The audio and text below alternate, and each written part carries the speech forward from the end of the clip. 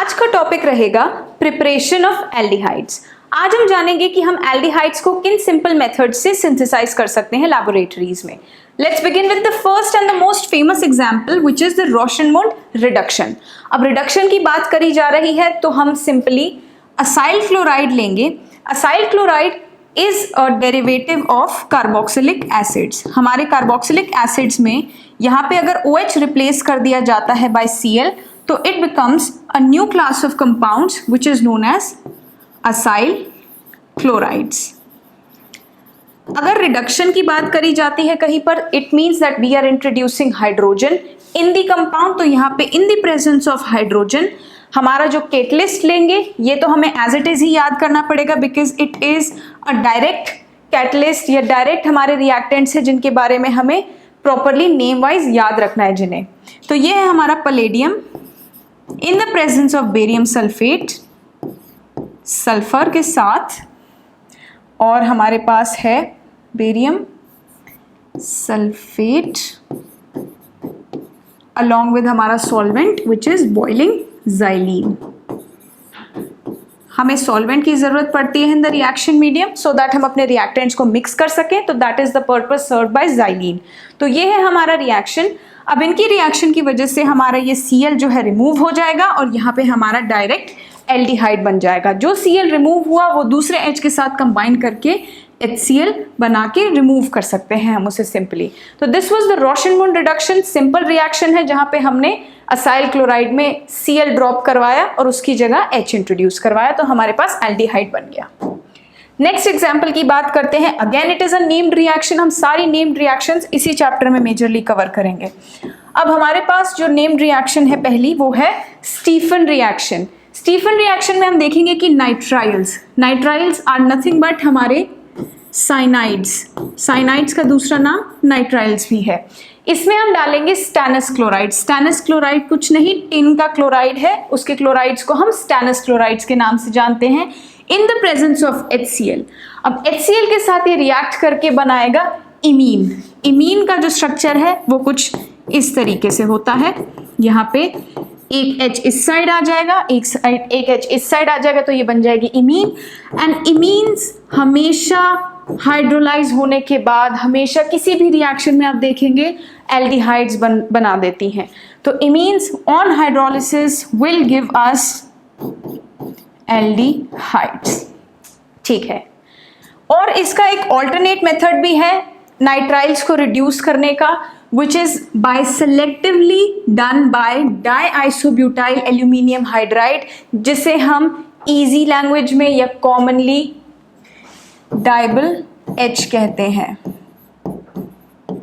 डाइबल H, diisobutyl aluminium hydride, which is डाइबल H, to imines which on further hydrolysis will yield aldehydes. तो हमारा main motive इधर भी reduction करवा के पहले इमीन बनाना है। पहला स्टेज यही रहेगा इस रिएक्शन में भी कि हमने सिर्फ रिड्यूसिंग एजेंट चेंज किया। इस केस में हमारा रिड्यूसिंग एजेंट का पेयर है स्टैनस क्लोराइड और HCl। इस केस में है हमारा डाइआइसोब्यूटाइल एल्यूमिनियम हाइड्राइड, जो कि हमारा ये नंबर 1 था, ये नंबर 2 रिएक्शन है हमारी।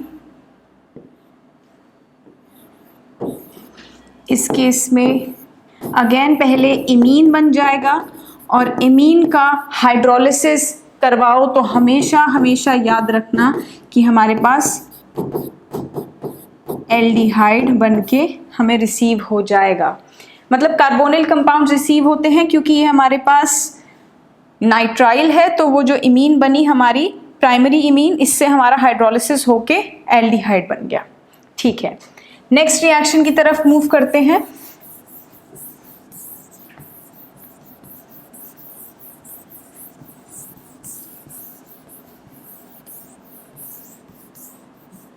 इधर हमने देखा इनसे पहले की 2 एग्जाम्पल्स में या रिएक्शंस में कि कैसे हम नाइट्राइल्स को रिड्यूस कर सकते हैं। अब हम बात करेंगे कि कैसे हम एस्टर्स को भी इसी तरीके से हम रिड्यूस करा के एल्डिहाइड्स को के अंदर डाइबल H के थ्रू हम कर सकते हैं, विच इज एस्टर्स। जैसे हो गए हमारा esters which are also the derivatives of carboxylic acids, अगर हम एस्टर ले रहे हैं, अगर हम रिडक्शन करवा रहे हैं using DIBAL H which is diisobutyl aluminium hydride, तो हमें directly along with this reaction हम इसे डाइबल एच रिड्यूसिंग एजेंट जो हमें हाइड्राइड देता है, या तो हम डायरेक्ट हाइड्राइड डोनर लें या फिर हम through such a catalyst hydride generate करें रिएक्शन में। फर्दर हाइड्रोलिसिस के साथ हमें डायरेक्टली यहाँ से ये ब्रेक होगा और हमारे पास डायरेक्टली यहाँ पे रिएक्शन मिक्सचर में ये बन जाएगा एल्डिहाइड। यानी कि हमने इस केस में देखा कि हमारा जो बॉन्ड ब्रेक है वो इन दोनों के बीच में होगा, इस C और O के बीच में। इतना पार्ट जो है वो बन जाएगा हमारा एल्डिहाइड और बाकी का पार्ट हो जाएगा रिमूव इस तरीके से। तो this was a reaction of esters. तो हम रिडक्शन करवा सकते हैं नाइट्राइल्स की और एस्टर्स की टू फॉर्म एल्डिहाइड्स। अब हम बात करेंगे नेक्स्ट क्लास ऑफ एग्जाम्पल की, जिसमें हम देखेंगे कि हम हाइड्रोकार्बन से कैसे एल्डिहाइड्स इजीली बना सकते हैं।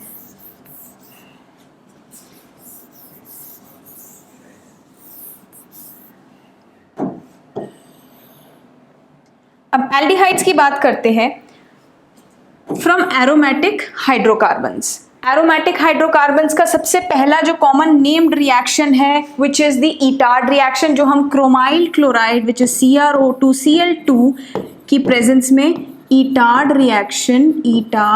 रिएक्शन जिसमें हमारा जो कैटलिस्ट है ये रहेगा CrO2Cl2। अब हम देखेंगे इस रिएक्शन में हम हाइड्रोकार्बन जो हमने लिया है वो है टोलुईन, कुछ इस तरीके से।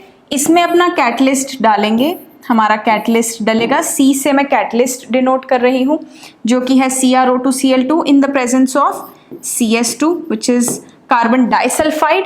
इसके साथ हम रिएक्शन करवाएंगे तो यहाँ बन जाता है एक कॉम्प्लेक्स। इस कॉम्प्लेक्स की वजह से, इस कॉम्प्लेक्स के फॉर्मेशन के बाद यहाँ पे जो CH3 था वो बन जाएगा CHOOCR, इसको यहाँ लिखेंगे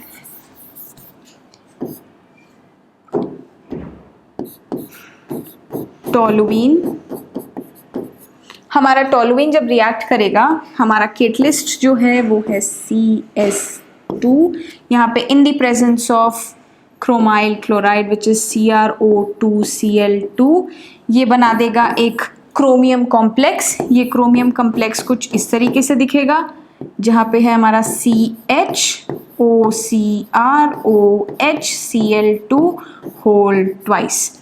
ठीक है, जो फर्दर हाइड्रोलिसिस पर ये सब रिमूव हो जाएगा, यहाँ पे O बच जाएगा और हमारे पास यहाँ पे aromatic aldehyde which is benzaldehyde मिल जाएगा। तो हमने इस चैप्टर में बहुत सारी नेम्ड रिएक्शंस देखनी है।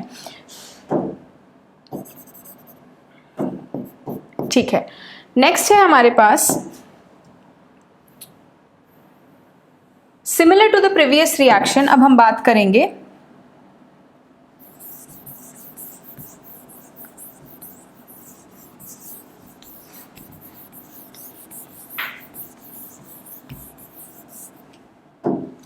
Similar to the previous reaction, जहां हमने क्रोमाइल क्लोराइड यूज किया था, अब हम यूज करने जा रहे हैं क्रोमिक ऑक्साइड। क्रोमिक ऑक्साइड का फॉर्मूला होता है CrO3। ठीक है, रिएक्शन बहुत ही सिंपल है और बिल्कुल पहले की तरह प्रोसीड करेगी। हमारा बेस मॉलिक्यूल है टोलुईन जो कि एक हाइड्रोकार्बन है। हम इस वाले मेथड में देखेंगे कि कैसे हमारा हाइड्रोकार्बन अगेन क्रोमिक ऑक्साइड के साथ रिएक्ट करके in the presence of acetic anhydride simply gets converted to, हमारा ये जो कॉम्प्लेक्स बन जाता है जिसे हम बेंजोलेडीन डाइएसिटेट कहेंगे। इस कॉम्प्लेक्स के फर्दर हाइड्रोलिसिस पर, एसिडिक हाइड्रोलिसिस परफॉर्म करने पर on heating, it will form benzaldehyde. तो रिएक्शंस बहुत ही सिमिलर है, हमारे पास पहले एक कॉम्प्लेक्स बनेगा, इस केस में हमारे पास बेंजलाइडीन डाइएसिटेट बनता है, which on further acidic hydrolysis at heating या एट एलिवेटेड टेम्परेचर्स हमें बेंजल्डिहाइड दे देगा। अब हम बात करेंगे नेक्स्ट मेथड की, which is side chain chlorination. ठीक है, side chain chlorination of toluenes की बात करेंगे।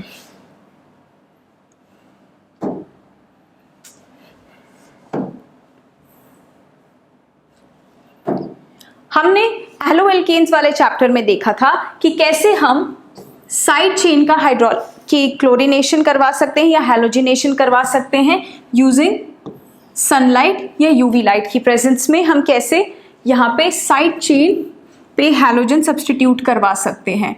अब हमें पता है सिंस हम यहाँ पे यूवी लाइट की प्रेजेंस में ये रिएक्शन करवा रहे हैं तो यहाँ पे इलेक्ट्रोफिलिक सब्सटीट्यूशन नहीं होगा, इंस्टेड यहाँ पे साइड चेन पर हैलोजिनेशन या हम यहाँ पे क्लोरीन यूज कर रहे हैं तो क्लोरिनेशन होगा, which on further reaction will form benzyl chloride.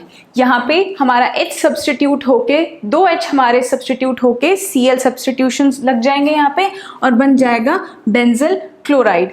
Benzyl chloride on further reaction with H2O at a high temperature of 373 Kelvin यहाँ पे बना देगा benzaldehyde। ठीक है, moving on to the next named reaction which is Gattermann-Koch reaction। अब इस reaction में भी हमें सिर्फ catalyst पर फोकस करना है and as it is इसे याद रखना है। हमारा बेस मॉलिक्यूल या सबस्ट्रेट है बेंजीन। बेंजीन का हम रिएक्शन करवाएंगे कार्बन मोनोऑक्साइड के साथ। Carbon monoxide with HCl in the presence of anhydrous AlCl3 या CuCl, वो हमें दे देगा बेंजल्डिहाइड। ठीक है, यहीं पर ही अगर हमारा base molecule instead of benzene substituted benzene होता, टोल्यूइन होता, तो भी सेम कैटलिस्ट डाल के हम इसमें एनहाइड्रस AlCl3 या फिर CuCl के साथ हम इसे रिएक्ट करवा के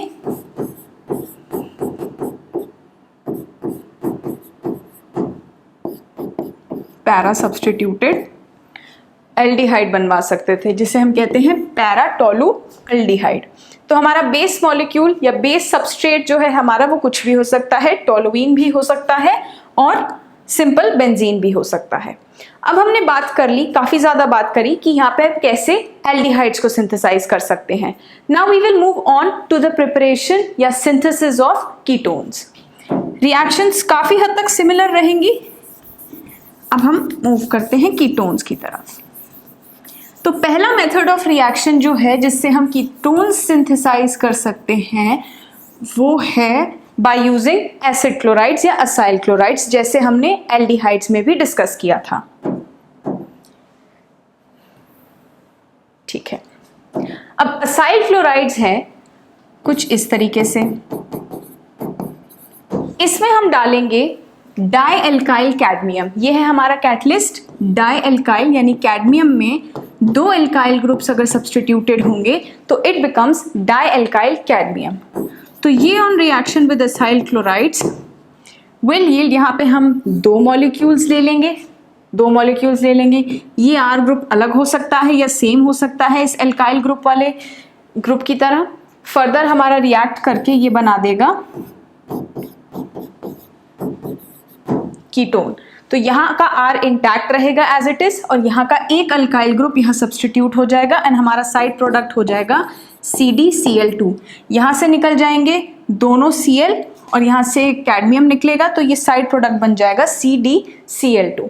सेम रिएक्शन जो है इंस्टेड ऑफ असाइल क्लोराइड्स हम ये रिएक्शन करवा सकते हैं using Grignard reagents as well. Ketones की सिंथेसिस का पहला मेथड है यूजिंग असाइल क्लोराइड्स। अब असाइल क्लोराइड्स का हम रिएक्शन करवाएंगे डाई एल्काइल कैडमियम के साथ। डाई एल्काइल कैडमियम एक ऐसा हमारा कैटलिस्ट है जिसे हम ऑब्टेन कर सकते हैं by the reaction of Grignard reagent with cadmium chloride. ये रिएक्शन होने की वजह से ये जो 2 R हैं ये यहाँ सब्सटीट्यूट हो जाएंगे और यहाँ से कैडमियम हमारा इसके साथ कंबाइन कर लेगा और साइड में निकल जाएगा MgXCl2।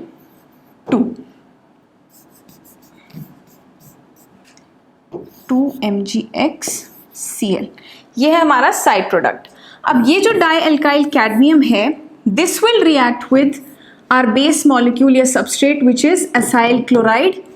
एसाइल क्लोराइड के साथ रिएक्ट करके दो मॉलिक्यूल्स हम लेंगे यहाँ पे एसाइल क्लोराइड के, which will form 2 molecules of ketone along with removing CdCl2 as the side product. Second method of synthesis की बात करेंगे, just very similar to aldehydes, we can synthesize ketones from using nitriles. अब nitriles के case में हम यहाँ पे reaction करवाएंगे with Grignard reagent. यहाँ पे चार्ज सेपरेशन है C और N बॉन्ड के बीच में, तो हम यहाँ पे इसे ऐसे लिख सकते हैं, it becomes CH3 CH2 C, यहाँ N माइनस और ये प्लस। अब हमारे ग्रिग्नार्ड रिएजेंट में इतना पोर्शन पॉजिटिव और इतना पोर्शन नेगेटिव होता है। मैग्नीशियम पॉजिटिव चार्ज बियरर है और उसके साथ जो अल्काइल ग्रुप है वो नेगेटिव चार्ज बियरर। तो जो नेगेटिव पार्ट है वो जुड़ जाएगा हमारा यहाँ पे विच इज C6H5 और पॉजिटिव पार्ट सब्स्टिट्यूट हो जाएगा कुछ ऐसे, यानी C के साथ हमारा C6H5 डबल बॉन्ड NMgBr। यहाँ पे फर्दर हाइड्रोलिसिस करने के बाद हमारा ये पूरा ग्रुप रिमूव हो जाएगा and we obtain a systematic substituted ketone. तो इस तरीके से हम कीटोन सिंथेसाइज कर सकते हैं using nitriles, very similar to aldehydes.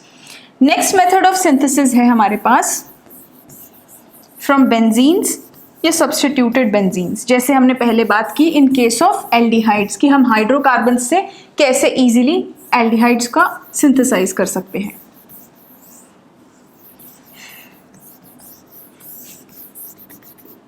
ठीक है, बेंजीन या फिर सब्स्टिट्यूटेड बेंजीन जैसे टॉलुइन्स का हम यूज कर सकते हैं with acid chloride in the presence of our Lewis acid which is AlCl3. It will give us the corresponding ketone and this reaction is commonly known as the Friedel-Crafts reaction. ये हमारी simple acylation reaction करवा रहे हैं हम, जैसे हम previous chapters में भी discuss कर चुके हैं। Let's have a look.